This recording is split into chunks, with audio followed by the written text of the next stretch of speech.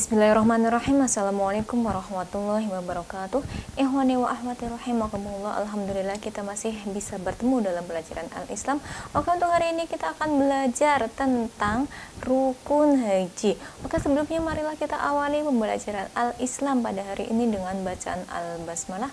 Bismillahirrahmanirrahim. Oke, untuk lebih lengkapnya kita langsung saja ke materi. Rukun haji. Rukun haji di sini dibagi menjadi beberapa bagian ya. Yang pertama adalah ihram ya. Rukun haji yang pertama yaitu ihram.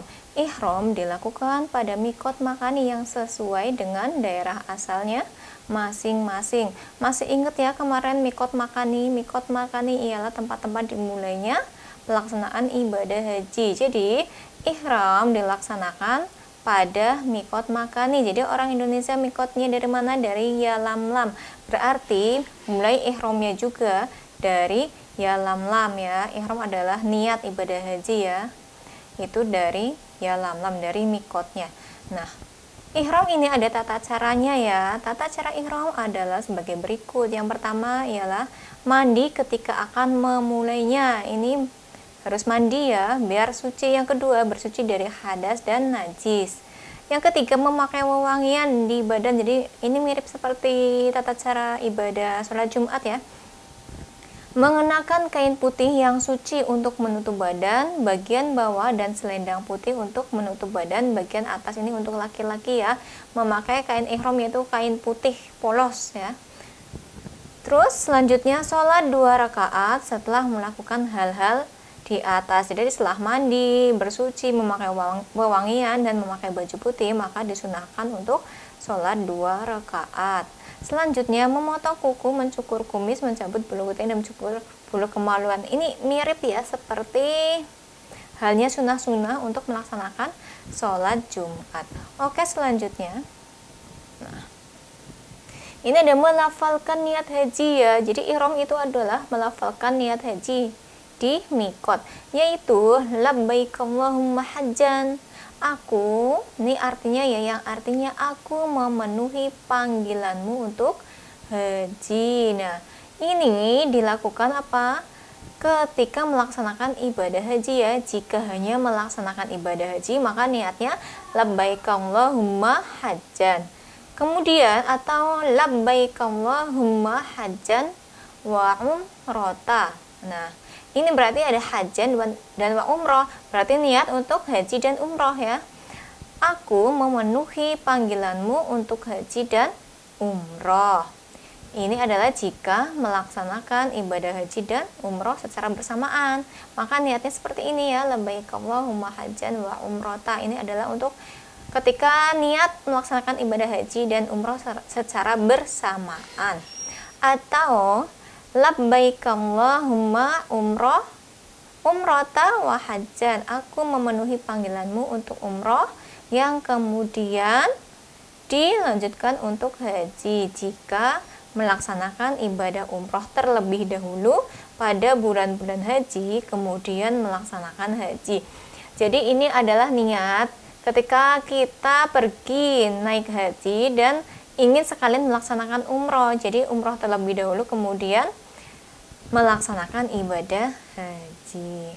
Nah, selanjutnya selalu membaca talbiyah. Apa itu talbiyah? Seperti apa bacaannya? Maka inilah lafal talbiyah.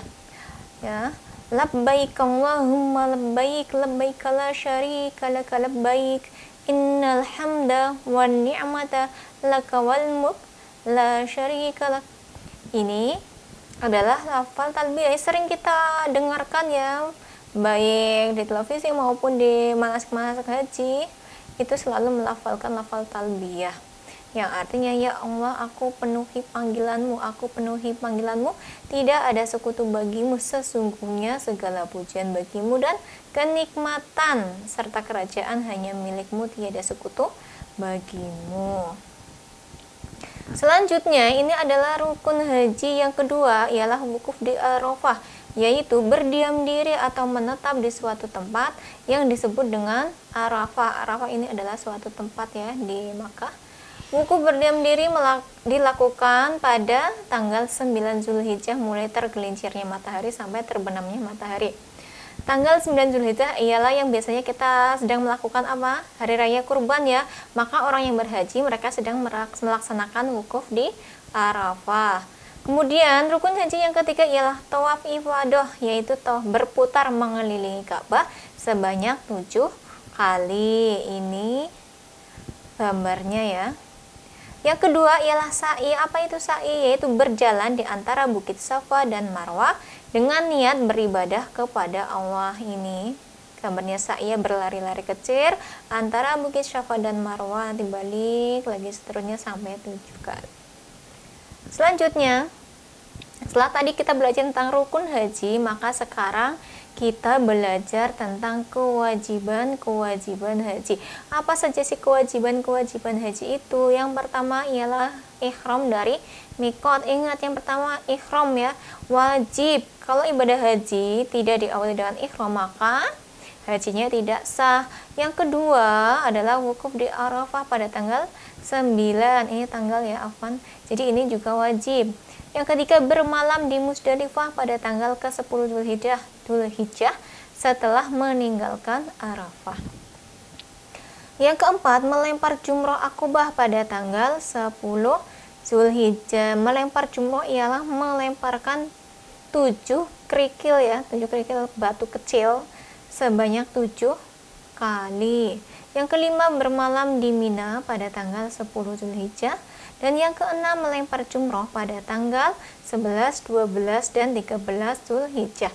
Yaitu sering kita sebut sebagai hari apa ini? 11, 12, 13 itu adalah sebagai hari tasyrik ya. Orang yang beribadah haji mereka sedang melempar jumroh, yaitu pada tanggal 11, 12, dan 13 Zulhijjah. Yang ketujuh ialah mencukur atau menggundul rambut bagi lelaki, sedangkan bagi perempuan hanya memotong rambutnya sepanjang 1 ruas jari. Jadi mencukur rambut bagi perempuan ialah hanya 1 ruas jari, 1 ruas ya, tidak boleh lebih dari itu, berarti tidak panjang ya. Jadi kalau misalnya kalian memikirkan berarti perempuan digundul juga, tidak, hanya 1 ruas jari saja yang dipotong. Oke, selanjutnya yang ke-8 atau yang terakhir ini adalah tawaf wada atau tawaf perpisahan, yaitu ketika akan meninggalkan kota Makkah. Jadi ketika sudah selesai haji maka harus diakhiri dengan tawaf wada atau tawaf perpisahan. Untuk selanjutnya ialah hukum orang yang meninggalkan kewajiban dan rukun haji. Apa hukumnya? Perhatikan. Barang siapa yang meninggalkan salah satu rukun haji, ingat rukun haji, tadi masih ingat ya, ada 1, 2, dan 3, ada ihram, ada sa'i, ada tawaf, itu maka ibadahnya tidak sah dan harus mengulang pada tahun berikutnya. Ingat, harus mengulang pada tahun berikutnya ya. Sayang kan, jadi lebih baik kita jangan melanggar lah supaya tidak mengulang pada tahun berikutnya. Dan barang siapa yang meninggalkan salah satu kewajiban haji, maka dia harus menggantinya dengan dam. Dam ini adalah denda. Apa itu dendanya? Menyembelih 7 ekor kambing. Jika tidak mampu, maka ia wajib berpuasa 10 hari. 3 hari dilaksanakan pada waktu haji. Ingat, 3 hari dilaksanakan pada waktu haji. Dan 7 hari dilakukan di negara asalnya. Di kota Mekah itu kan panas sekali ya. Kalau misalnya kita kok harus puasa 3 hari, maka sayang ya. Takutnya nanti kita pusing atau malah pingsan, kan malah merepotkan. Nanti hajinya bisa tidak sah ya. Jadi diusahakan kita tidak melanggar antara kewajiban dan rukun haji tersebut. Oke, untuk pembelajaran hari ini sudah cukupkan sampai di sini dulu ya. Apabila dari Ustadzah ada kesalahan atau khilaf dari awal sampai akhir dalam menyampaikan materi, Ustadzah mohon maaf yang sebesar-besarnya. Ustadzah akhiri, syukron. Wassalamualaikum warahmatullahi wabarakatuh.